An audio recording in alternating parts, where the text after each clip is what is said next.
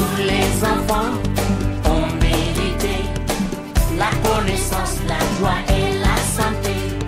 Tous en naissant devraient gagner.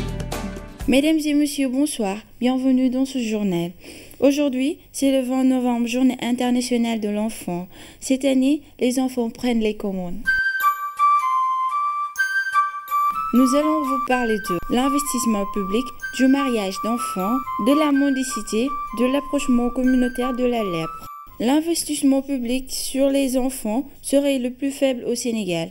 La moitié de la population est en dessous de l'âge de 18 ans. Plusieurs collectivités locales accompagnées par la CONAF vont prendre en charge les questions de promotion et de protection des droits de l'enfant dans leur budget. Reportage signé Mohamed Sy. Notre pays fait face à une population majoritairement jeune. La moitié de la population a moins de 18 ans. Un investissement conséquent de l'État et des collectivités locales dans l'enfance est indispensable. Nos États ont ratifié des conventions. Et de là, il y a eu des recommandations des Nations Unies, mais il y a eu aussi un commentaire général numéro 19 sur l'investissement public à l'endroit des enfants. Donc, et c'est à ce niveau maintenant que les collectivités locales doivent prévoir dans leur budget une partie de leur budget déléguée aux enfants. Le renforcement des acteurs communautaires pour la prise en charge des enfants appelle à un renforcement de capacité de ces personnes-là.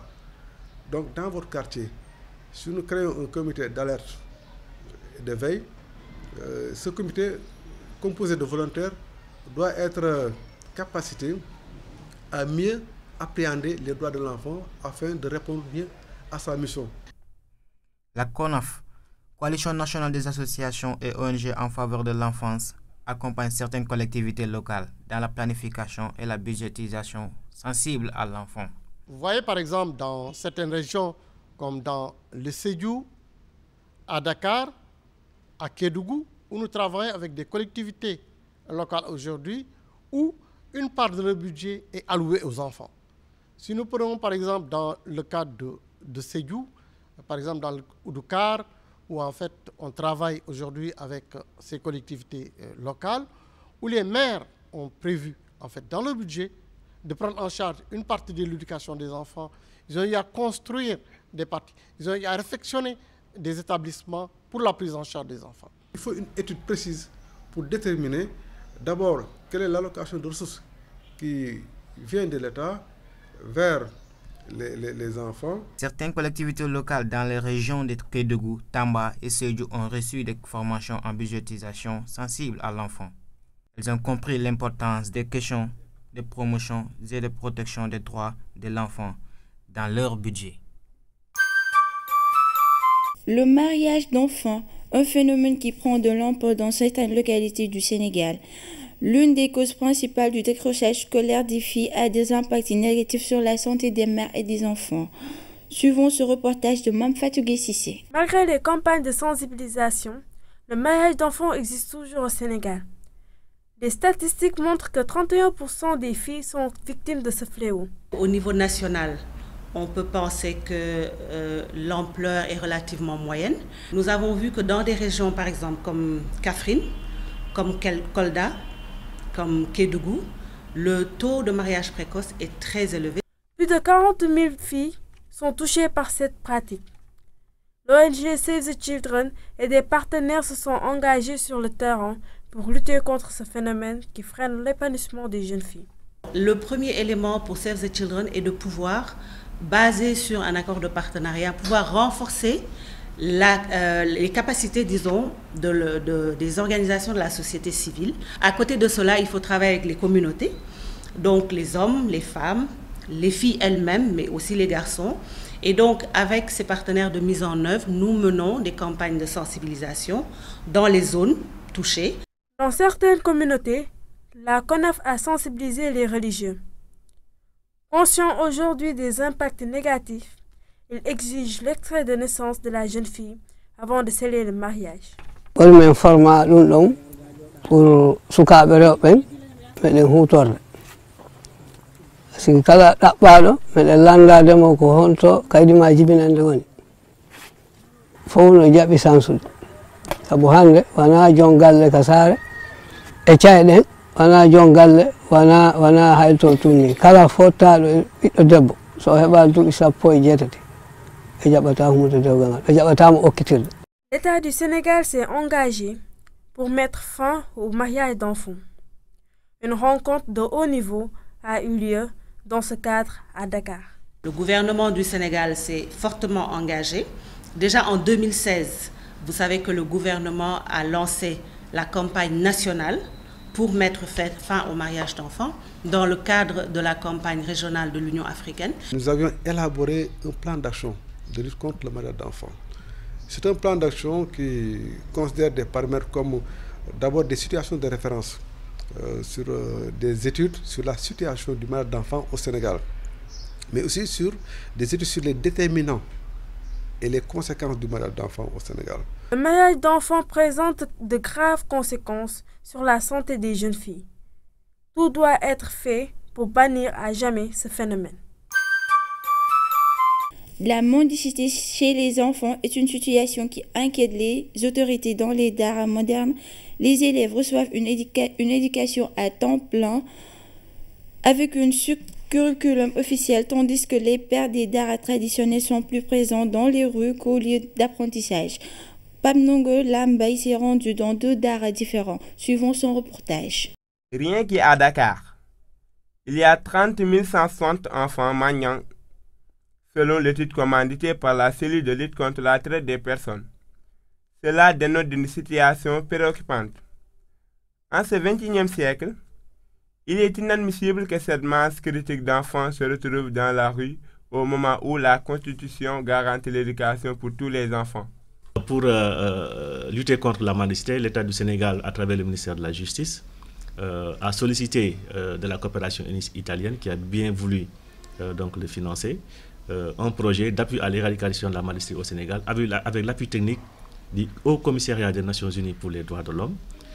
Et ce projet vise en tout cas à donner à lutter contre la mendicité, à donner aux enfants un environnement sécur et à éradiquer définitivement ce phénomène au Sénégal. Les daara, lieux d'éducation et de formation religieuse, intellectuelle, dont les citoyens sénégalais ont librement choisi d'y amener leurs enfants, doivent être bien traités.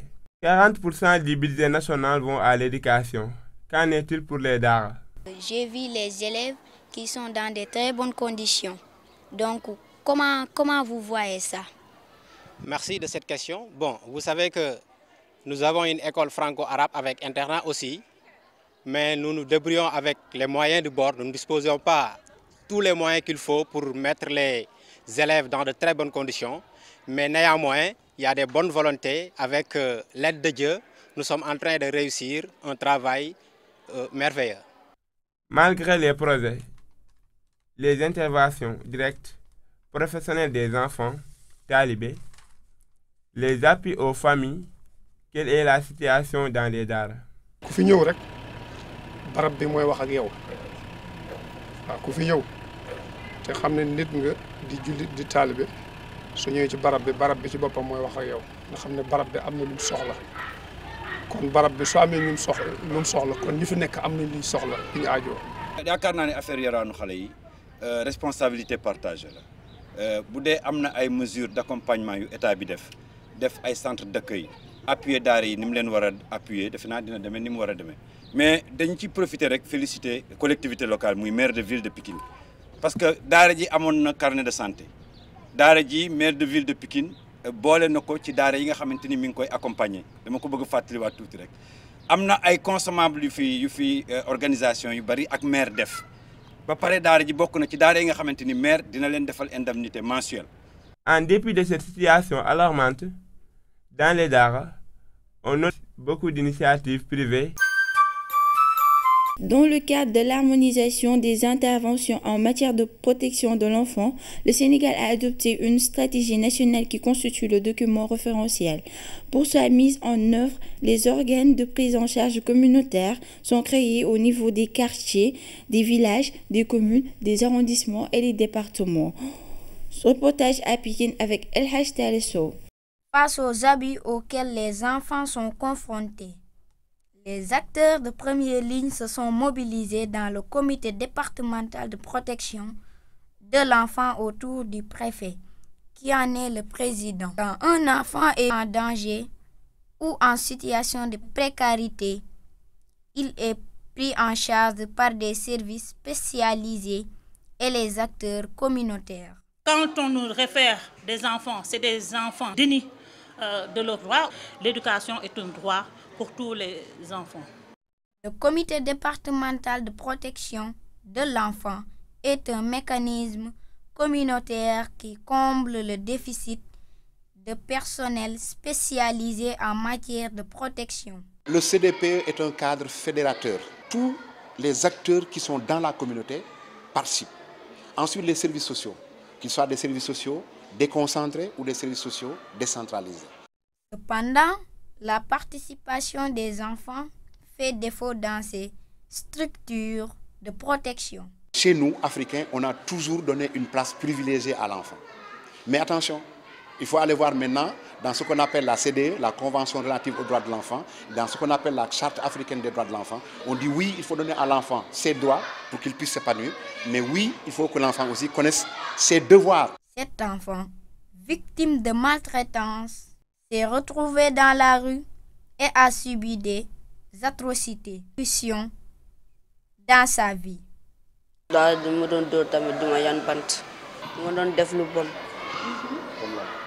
Comme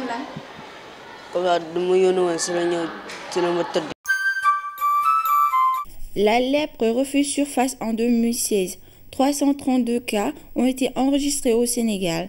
30% de ces affectés sont des enfants âgés de 6 à 18 ans. La loi 7603 du 15 mars 1976 les prive de tout droit. La lèpre a des répercussions sur les quotidiens de ces enfants. La stigmatisation, la pauvreté les affecte. Ibrahim Sarr s'est rendu dans un village de reclassement social à Kotal. C'est dans la région de Kaolack. Suivons ce reportage. Les contraintes sont nombreuses. Dans la commune de Ndiafat, auquel nous appartenons, il existe 116 villages, mais au lieu de dire 116 villages, on dit 115 villages plus Kotal Malick Ndiaye. Cela veut donc dire que nous ne faisons pas partie de la carte du Sénégal. Ce qui nous freine et nous prive de beaucoup de privilèges est la seule cause repose sur la loi 11603 qui nous concerne, car il n'y avait pas de remède. Mais depuis 1982, un remède efficace appelé PCT a été trouvé. Bonsoir, je m'appelle Ibrahim Sarr d'Action Enfance Sénégal. Nous sommes avec Moustapha Sy du village de reclassement social de Koutal dans la région de Kaolack. Alors, Moustapha Sy, comment s'appelle ce village?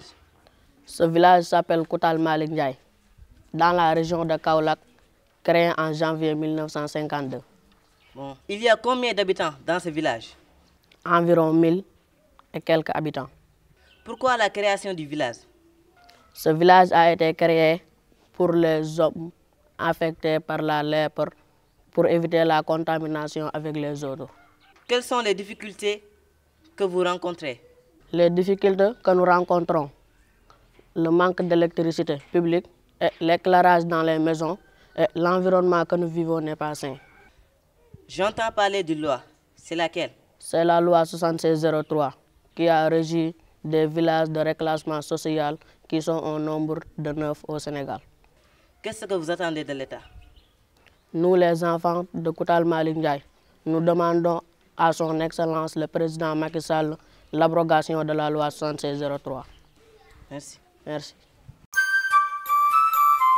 Nous recevons sur ce plateau M. Moussa Diop, il est chargé de la communication de l'UNICEF. Monsieur Diop, bonsoir. Bonsoir. Merci d'avoir accepté notre invitation. Alors, Monsieur Diop, pouvez-vous nous parler du concept du 20 novembre de cette année? Merci beaucoup pour cette invitation. En fait, le 20 novembre, le concept global, c'est les enfants prennent les commandes. À travers le monde, l'UNICEF et ses partenaires a sorti ce concept pour, encore une fois, à l'occasion de cette journée qui marque l'adoption de la Convention des Nations Unies relative aux droits de l'enfant, a sorti le concept de les enfants prennent les commandes.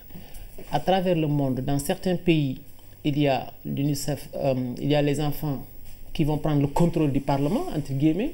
Dans d'autres pays, le contrôle des mairies. Dans d'autres pays, le contrôle des écoles, etc., etc. Alors l'idée, c'est de donner le maximum de visibilité aux enfants pour qu'ils puissent eux-mêmes parler de leurs propres problèmes. Au Sénégal, nous avons décidé de parler, de travailler autour du concept les enfants s'installent dans les médias. Alors on ne prend pas le contrôle des médias, mais les médias nous font un peu de place pour que les enfants puissent s'installer dans les médias. Donc l'idée, c'est encore une fois de profiter de cette journée, de faire du plaidoyer, de donner la parole aux enfants, de leur donner le maximum de visibilité, non seulement dans les médias, mais également dans toutes les manifestations publiques. Merci. Parlez-nous du partenariat autour du concept « Les enfants s'installent dans les médias ».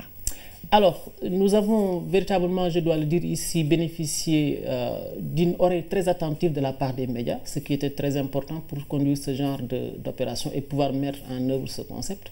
Je dois dire que pour la RTS, par exemple, c'est le directeur général lui-même qui s'est engagé à nous accompagner et nous avons construit tout le concept autour d'un partenariat avec les médias, mais aussi avec les ONG qui travaillent avec nous, beaucoup d'ONG, beaucoup d'institutions publiques, le ministère de la bonne gouvernance et de la protection de l'enfant. Donc tous les acteurs qui travaillent sur la protection de l'enfant, tout le monde on s'est réunis ensemble pour travailler sur le contenu de cette journée. Et vous savez, le concept, c'est d'être présent sur les médias, mais c'est aussi de pouvoir mettre du contenu sur aujourd'hui quelles sont les problématiques auxquelles la protection de l'enfant d'une manière générale fait face. Et quels sont les véritables messages qu'il faut lancer en direction de la communauté, en direction des autorités, en direction des collectivités locales. Et ça, nous avons donc travaillé autour de ce concept de sorte que les enfants puissent porter eux-mêmes leur voix et puissent faire passer ces messages-là. Donc c'est encore une fois un partenariat qui à notre avis, va permettre à la fin de la journée du 20 novembre de pouvoir faire passer un message qui est celui des enfants. Merci, M. Diop. Merci. Je vous rappelle que nous étions avec M. Diop, chargé de la communication de l'UNICEF. Merci de votre disponibilité, M. Diop. Merci beaucoup. Voilà qui met fin à ce journal réalisé à l'occasion de la Journée internationale de l'enfant qui est célébrée ce 20 novembre. Mesdames et messieurs, merci de l'avoir suivi. Au revoir. Tous les enfants ont mérité la connaissance, la joie et